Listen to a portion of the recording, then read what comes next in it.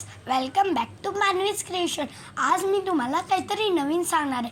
आज मी तुम्हाला कवितेबद्दल माहिती आणि मी एक स्वतः तयार केलेली कविता पण सांगणार आहे। चला तर आपण सुरू करूया। कविता म्हणजे काय? कविता म्हणजे इमॅजिनेशन आणि घडलेल्या गोष्टी। माझ्या कवितेचं नाव आहे पाणी। चला तर आपण सुरू करूया।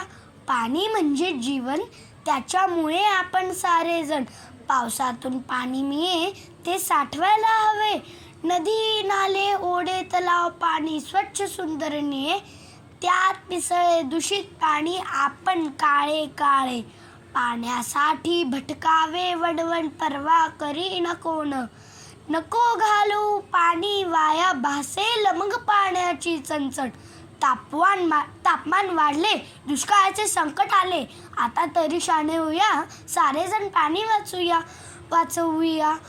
कवियत्री मानवी विवेक माने। जर कविता आवडली असेल तर लाईक करा, शेअर करा आणि सबस्क्राईब करा आणि कमेंटमध्ये काहीतरी टाका।